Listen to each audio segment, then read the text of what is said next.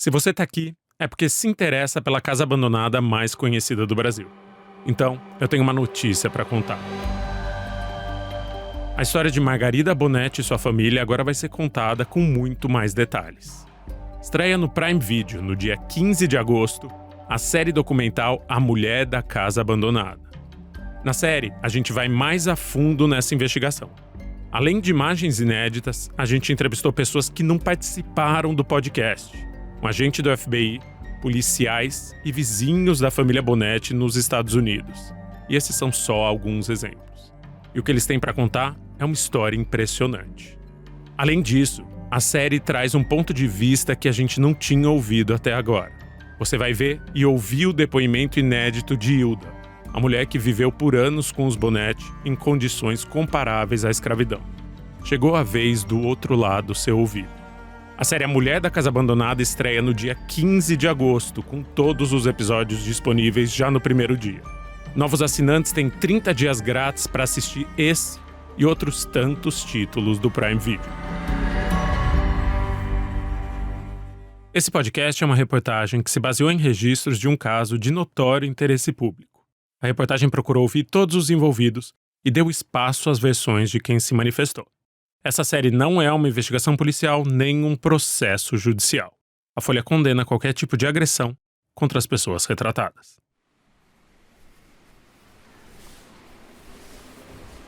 Higienópolis continua como sempre esteve. É manhã de domingo em um dos bairros mais ricos do Brasil. E o clima é de paz.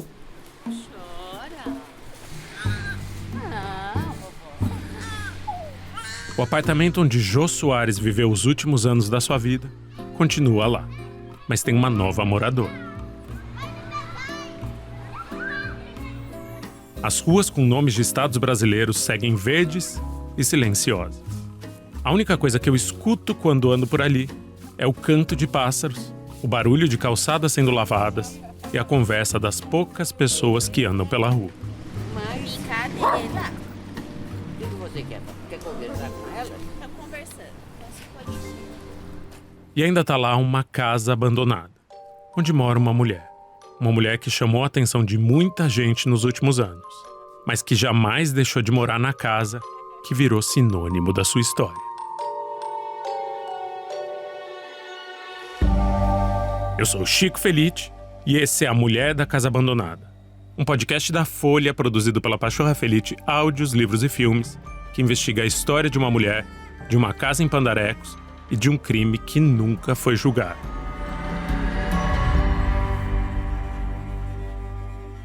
Episódio 8. A Outra Casa.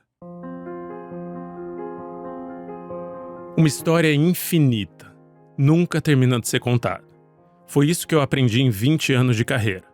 Toda vez que sai um podcast ou um livro novo, eu sou procurado por pessoas que também conheceram algum pedaço dessa história que eu contei e que querem compartilhar o que sabem. Então, é comum que eu mantenha contato com uma história que eu investiguei, mesmo depois que o podcast tenha acabado ou um livro já esteja publicado e na prateleira. Só que essa regra se aplica ainda mais para o caso da Mulher da Casa Abandonada. Desde que o podcast foi ao ar, em junho de 2022, essa história virou parte do meu cotidiano. Não teve um dia, nos últimos 1000 dias, que eu não tenha ouvido uma pessoa que queria falar sobre o caso da senhora procurada pelo FBI que se refugiou numa mansão em Pandarecos. Uma senhora de 90 anos me chamou para tomar café na casa dela porque queria contar como foi a infância de Margarida Bonetti. As duas foram vizinhas décadas atrás. Um homem me escreveu um e-mail emocionado, dizendo ter certeza que era o irmão da pessoa que foi vítima desse crime. Não era. E uma jovem me escreveu dizendo que estava disposta a fazer uma denúncia de suspeita de trabalho análogo à escravidão, contra a avó dela, que há pelo menos 40 anos morava como empregada. Só que a neta desconfiava que a funcionária não ganhava salário. Mas teve uma mensagem de Instagram que chamou minha atenção. Chamou minha atenção a ponto de eu retomar essa investigação. E a ponto de achar que esse podcast merecia mais um episódio, 3 anos depois da série ter chegado ao fim. Porque essa mensagem trazia a promessa de um pedaço importante para a história do podcast. Quem me mandou a mensagem foi um homem jovem, do interior de São Paulo. O nome dele é Fábio. E a mensagem dizia o seguinte: Opa, amigo, tudo bem? Não sei se isso pode te agregar, mas tenho informações sobre a Margarida Bonetti. Ela viveu aqui em Campinas por um bom tempo, justamente numa casa que meu pai alugava. E eu respondi pro Fábio, como eu tento responder para todo mundo que entra em contato. E em poucos minutos, ele me enviou um áudio. Meu querido, eu vou mandar em áudio, que eu acho que foi mais fácil, mas qualquer coisa depois eu posso mandar escrito. Você acha melhor, tá? Meu nome é Fábio Andrade Afonso, tá? Eu moro aqui em Campinas. Hoje eu moro no centro de Campinas, mas eu vivi basicamente 22 anos morando no Carlos Lourenço. Na casa dos meus pais lá, né? Quando eles eram vivos e tudo mais. Hoje eles são falecidos. Mas também se precisasse de qualquer informações ou provas das informações que eu estou passando, muitos vizinhos que vivem lá são antigos ainda, né? Então, tem vizinhos, amigos de infância, pessoas que, né, têm vivência, elas lembram dessa Margarida. Na verdade, ela chamava Maria, né? Era o nome que ela dava lá quando ela alugava a casa. Então, eu peguei um carro e fui até Campinas para encontrar com o Fábio e saber se era possível que aquela história estrambólica tivesse acontecido de verdade. Que no começo dos anos 2000, Margarida Bonetti tenha vivido por anos no fundo da casa de infância dele, num bairro periférico de classe média.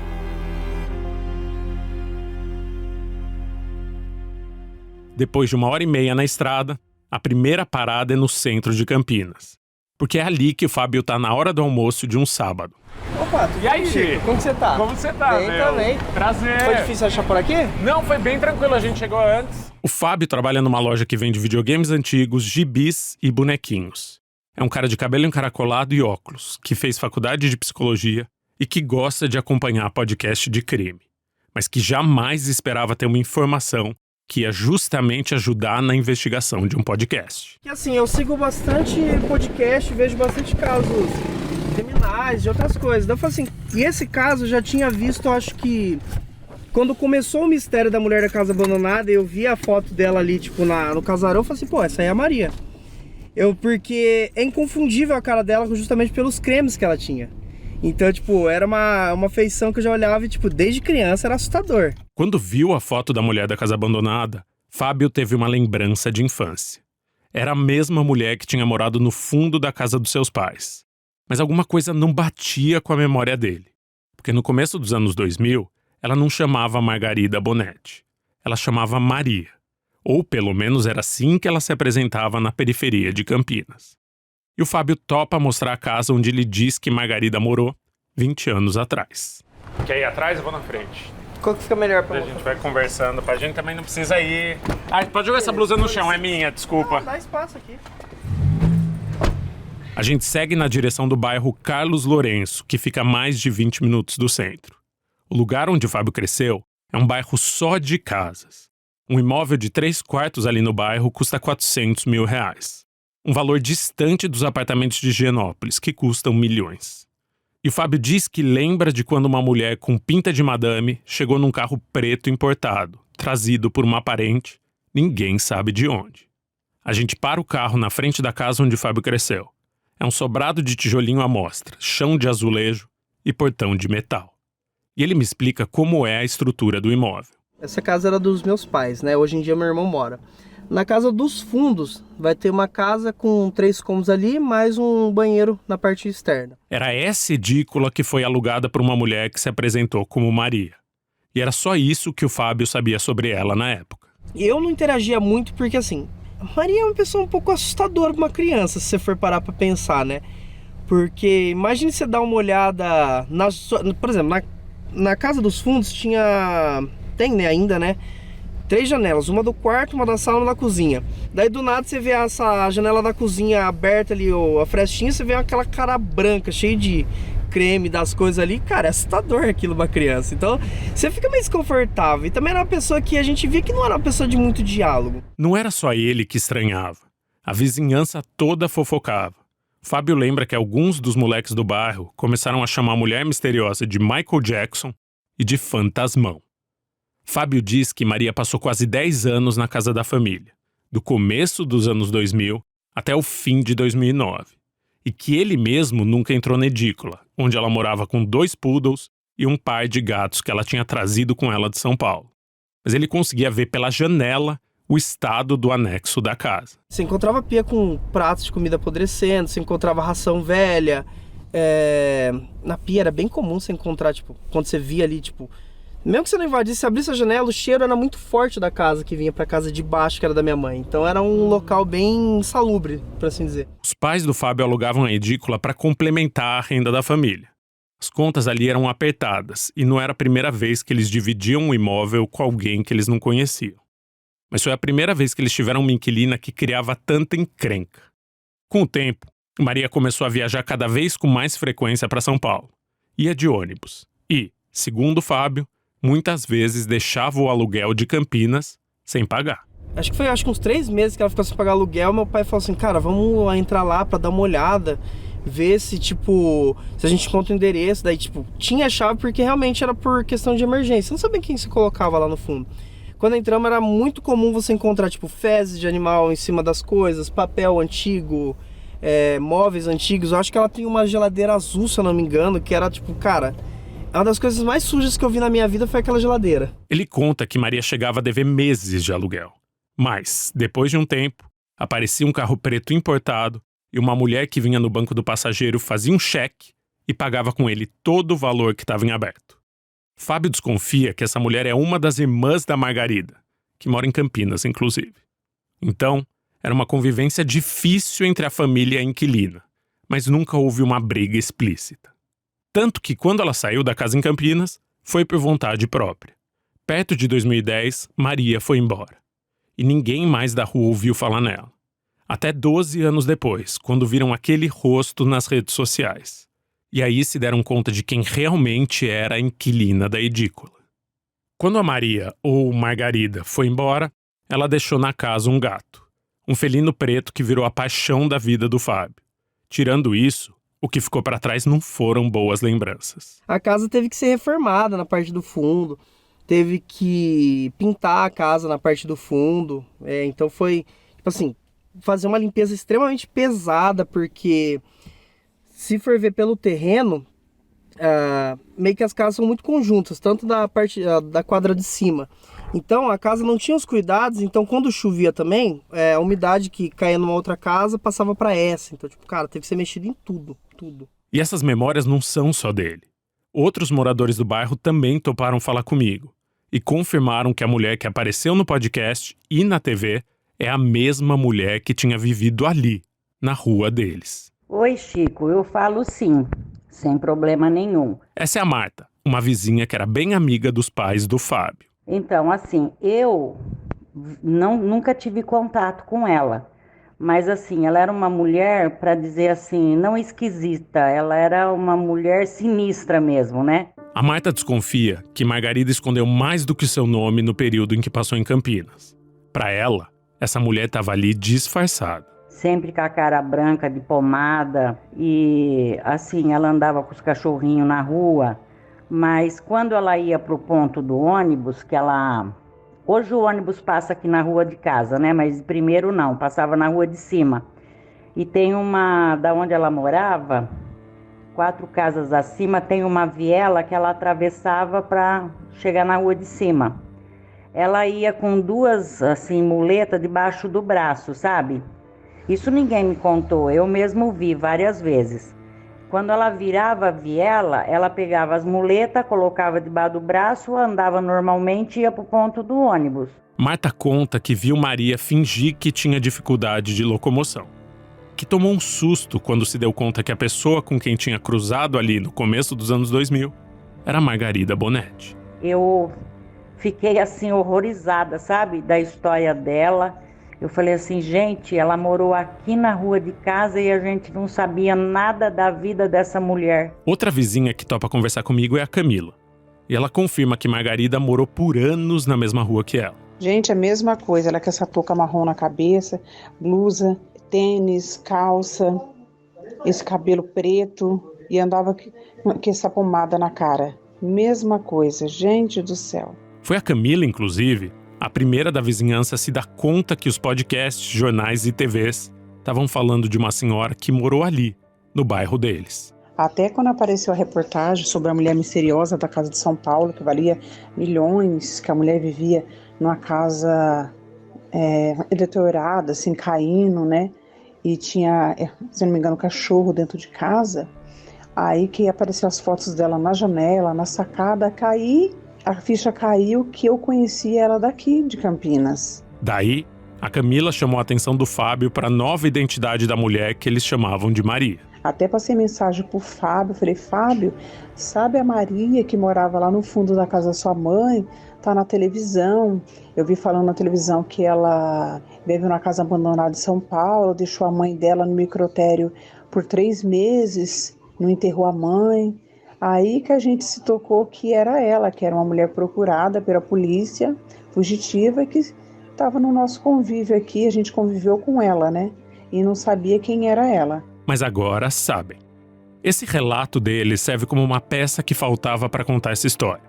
Porque o período em que a Margarida morou em Campinas, com outro nome e uma muleta que usava sem precisar, coincide com um prazo. O prazo da prescrição do crime de trabalho análogo à escravidão no Brasil. É de 12 anos o tempo por uma pessoa não poder mais ser processada nem punida por submeter alguém a trabalho análogo à escravidão. E, como a denúncia do crime foi feita nos Estados Unidos em 1999, 2010 era bem a época em que o crime ia prescrever no Brasil. Essa informação talvez dê um novo sentido para Margarida Bonetti ter ido morar de aluguel nos fundos de uma casa de classe média num bairro da periferia de Campinas.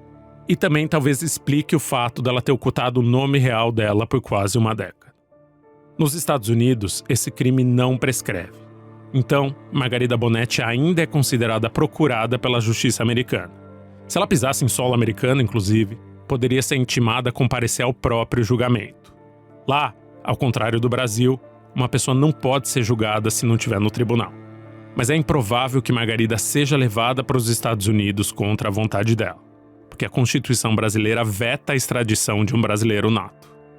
Levando esses prazos em conta, a gente percebe que Margarida só voltou de vez para a casa abandonada quando já não podia mais responder pelas acusações do crime no Brasil. No momento em que estaria livre para voltar a morar na casa de Higienópolis e andar na rua, sem mais possibilidade de ser julgada aqui. Não dá para afirmar que ela foi para Campinas com o intuito de se esconder, nem de fugir da polícia, mas as datas batem. E a descoberta desse endereço dela no interior também responde a uma pergunta que tinha ficado em aberto. Por que a polícia brasileira nunca encontrou a mulher, apesar de ter ido 2 vezes até a casa abandonada? Agora a gente tem uma resposta. Porque a maior parte do tempo, Margarida não estava lá.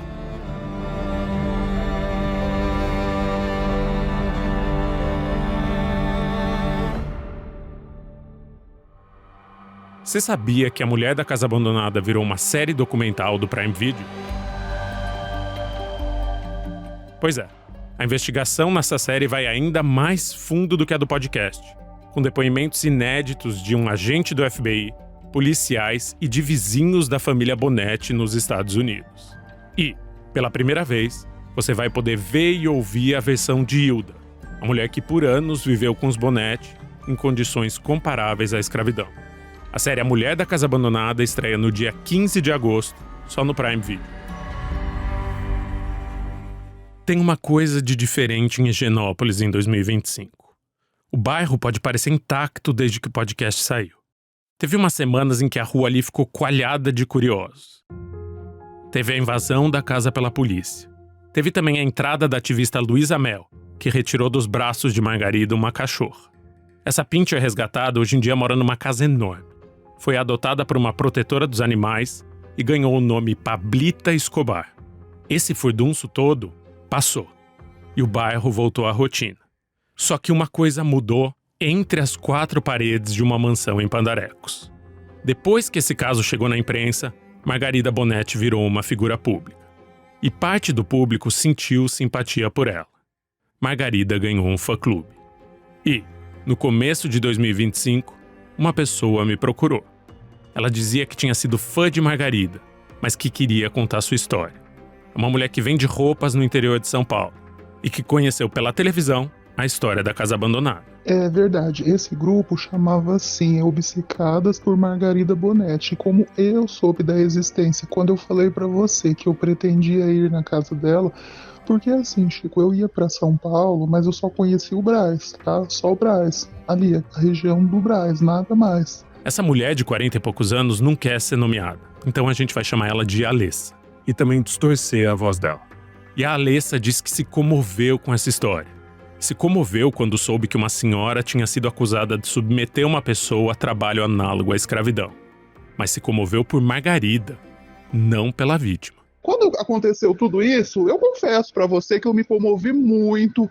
Eu via ela como uma pobre coitada, uma vítima, entendeu? Mas daí eu ficava assim, eu queria ajudar ela. Fiquei assim, acho que uns 2, 3 dias eu pensava, principalmente na hora, né, de eu dormir, eu falava, nossa, eu queria muito ajudar. Até então eu falava Dona Mari, né? Eu quero muito ajudar ela, mas eu pensava como, né? Como que eu vou ajudar? Eu nem moro em São Paulo, poxa. E ficava, né? Daí, a Alessa decidiu pegar um ônibus de mais de 4 horas para ir até São Paulo e tentar ajudar a mulher que ela só conhecia pela TV e pela internet. Até o dia que eu falei, eu vou para São Paulo. Eu fui no ônibus, nem foi no, né, de ônibus de linha, ônibus do Sacoleiro. Que eu, né, como eu vendo roupas também, então eu fui no ônibus do Sacoleiro, mas eu nem precisava de mercadoria, tá? Ela desceu no Brás, que é um bairro de comércio popular no centro de São Paulo, e pegou uma condução até Higienópolis. Mas não foi de mãos vazias. Levou com ela um presente. E eu lembro que eu comprei uma toalha também, e mandei bordar o nome dela, Mari, e foi isso, né? Mandei a carta na sexta, porque eu pensei assim, se eu escrever só uma carta, eu vou ter que colocar ali na caixinha, que ela nem deve mexer, né? Ainda mais que ainda tava essa confusão. Até então eu não tinha ouvido o podcast também, tá? Eu fui ouvir muito depois. Quando eu ouvi podcast, eu já tinha amizade com ela, pra você ter ideia. Eu pergunto o que levou a Alessa a virar fã de uma pessoa que é acusada de um crime. E ela prefere que eu não grave quando ela diz que viu em Margarida Bonetti uma figura familiar. Que a mulher da casa abandonada lembrava uma tia ou uma parente dela, e que sentiu vontade de ajudar, de alguma forma. Então, ela foi até a casa e deixou a cartinha, junto com uma cesta de presentes. E, lógico, a primeira coisa que eu pensei foi, quem sou eu na fila do pão, né? Eu moro a 5 horas de distância dela. Mas assim, né?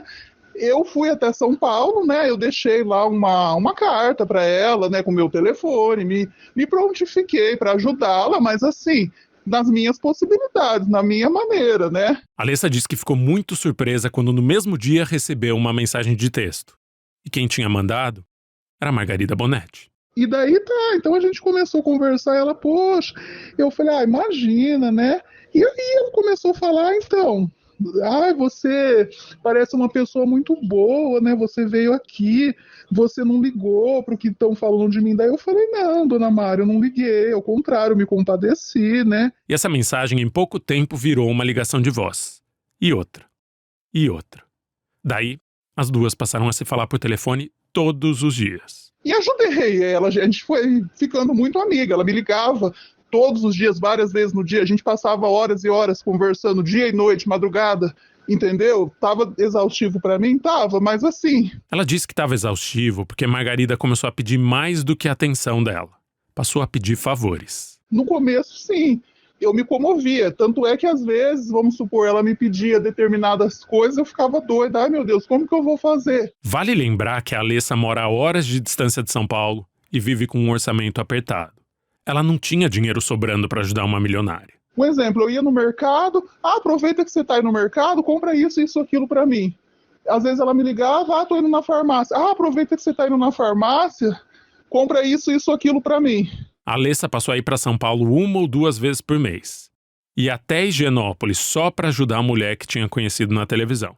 Fazia mercado e ia até restaurantes para comprar comida para ela. E só coisa cara, é amêndoas, é castanha, disso, daquilo, entendeu? E assim, não podia ser a granel, porque a granel fazia mal, que não sei o quê, não sei o quê. Com o passar do tempo, começou também a fazer tarefas domésticas para Margarida Bonetti. E assim, ela me fazia trazer roupa dela lá para lavar, entendeu? Daí eu já ficava mal, porque eu ficava de novo, ai meu Deus, eu acabei de ir, agora eu não gosto de ficar com coisa dos outros, e fora que ela deve estar precisando, então eu já tinha que pensar de novo em voltar. Mas assim, eu fui levando, entendeu, Chico? A amizade começou a ter 2 custos para Alessa, um financeiro e o outro emocional. Eu cheguei a me endividar constantemente, porque passagem, né, tudo caro. Então eu estava indo para São Paulo com muita frequência, gastando muito. Então eu tinha que comprar essas passagens no cartão, daí chegava a fatura, eu não conseguia pagar, e daí eu tinha que ir pagando o mínimo, e enfim, né? E fora que ela pedia muitas coisas mesmo, coisa cara, mas ela nunca perguntava: ah, você tem dinheiro? Ou você pode? Não, você vai vir? Essa fã afirma que foram 2 anos de convívio próximo. E ela tem dezenas de mensagens que trocou com Margarida. Mensagens que mostram como a relação das duas existiu de fato. Achei um amor essa sua mensagem. Que bom que você gostou. Enquanto eu viver, eu vou cuidar de você. Eu achei uma fofura, viu? Um amorzinho. E eu procurei entrevistar a Margarida Bonetti para esse episódio. Mandei mensagem e bati no portão da casa. Margarida? Mas ela não respondeu aos pedidos de entrevista. Então aqui nós vamos ter a perspectiva da Alessa. Então, Chico, eu tentei fazer muito para ela e por ela. Assim, vamos dizer que é impossível, né? Eu cheguei ao ponto de, né, tirar de mim para poder fazer para ela, porque eu não moro em São Paulo, né? Essa afirmação de que ela abdicou de coisas dela para dar para Margarida é ilustrada por uma história que a Alessa conta. Fazia anos que a família dela queria ter um cachorro pincher, mas era um sonho que não se concretizava nunca. O meu pai, ele sempre teve o sonho de ter um cachorrinho pincher, né, bem pequenininho. E assim, nunca dava certo, porque às vezes quando aparecia é caro, ou quando tinha dinheiro não aparecia, enfim, de repente, no final, foi em 2022 mesmo, ele foi fazer uma entrega, né, que ele é motorista, e a pessoa estava lá vendendo, ele me ligou todo feliz, né. Enfim, eu lembro que a pessoa falou, eu parcelo pro senhor. Ele ficou feliz, falei, que bom, né? E finalmente a família da Alessa conseguiu comprar um pincher. Parcelado, mas conseguiu. Daí, ela contou a boa notícia pra amiga Margarida. E ouviu um pedido. Me dá o cachorro? E ela deu. Colocou o filhote numa bolsa e trouxe ele escondido pra São Paulo, dentro do ônibus. Foi uma saga de ter que levar, e assim, como eu disse, são 5 horas, né? A cachorra foi dentro de um ônibus, tadinha, praticamente escondida. Então eu penso assim, para quem ama animais, né? Sabe que são 5 horas dentro de um ônibus, mais do que depressa ela tinha que estar ali me esperando para receber essa cachorra, que nada. A Alessa diz que Margarida fez ela esperar por horas na calçada, com o filhotinho no colo. E que quando finalmente ela apareceu, pegou a cachorrinha e levou para dentro da casa abandonada. A Alessa diz que nunca mais ouviu falar da cachorra. E se pergunta até hoje o que pode ter acontecido com o bicho. Então, nesses 2 anos praticamente de amizade, eu fui fazendo isso. E estava dando resultado, ela se animava. E esse caso do cachorro foi só um dos vários desgastes na relação das duas. Aos poucos, a Alessa começou a se ressentir. Ela fala que Margarida não pagava de volta as compras que ela fazia no supermercado, que reclamava da comida que ela fazia, e que passou a falar mal das suas roupas. Até que, depois de 2 anos de amizade, a Alessa decidiu se afastar. Mas aí o que acontece? Eu comecei a ver, Chico, que eu só estava sendo usada, explorada. Faz meses que as duas não se falam. Mas assim, não me arrependo, porque eu fiz o bem, entendeu? Então eu me viro comigo mesma. Assim, eu só fiquei tem essa mágoa da ingratidão dela, tá? A Alessa diz que, por hora, ela prefere ficar longe da mulher que um dia admirou. E para quem trabalhou, de graça. E que aprendeu uma lição com essa vivência de 2 anos. Infelizmente, ela não é uma pobre coitada, ela não é boazinha.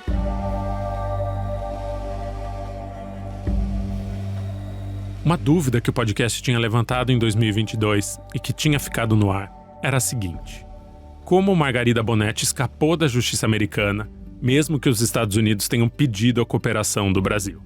E essa resposta parece ter aparecido agora, em 2025, com a revelação da Casa de Campinas. De resto, tudo continua igual a antes do podcast. A mulher continua morando na casa abandonada. Em 2025, submeter uma pessoa a trabalho análogo à escravidão não é um crime hediondo na lei brasileira. E por isso, Margarida Bonetti jamais deve ser julgada no país onde ela nasceu. Mas existem 2 projetos de lei para transformar em crime hediondo o ato de submeter alguém à condição de trabalho análogo à escravidão. Cada um deles tramita em uma casa. O projeto de lei 734 de 2023 está esperando a formação de uma comissão da Câmara dos Deputados para avaliar o texto antes de levá-lo ou não para votação. E o projeto de lei 4.371 de 2019 está estacionado na Comissão de Constituição e Justiça do Senado faz 3 anos. Hoje, ambos estão parados. Se você quer saber mais sobre esses projetos de lei ou quer se manifestar sobre eles, pode encontrar essas informações e esses caminhos nos sites da Câmara e do Senado. Os links para essas páginas estão na descrição desse episódio. Se explorar um ser humano e impor a ele um regime similar à escravidão virar um crime hediondo, esse crime vai deixar de ter um prazo de prescrição. Ou seja, mudar de cidade por um período e adotar um nome fictício não ia ter sido suficiente para garantir a liberdade de uma pessoa que foi acusada de explorar uma empregada doméstica por décadas. Mas, mesmo que um desses projetos vire uma lei, essa lei só vai valer a partir do momento em que for aprovada. Ou seja, nada vai mudar no bairro de Genópolis. A mulher que foi acusada de escravizar uma pessoa não vai responder por esse possível crime no Brasil. Vai continuar morando na mansão da família, no coração do bairro, pelo tempo que quiser.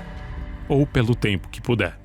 Mas talvez casos como o de Margarida fiquem mais difíceis de acontecer de novo.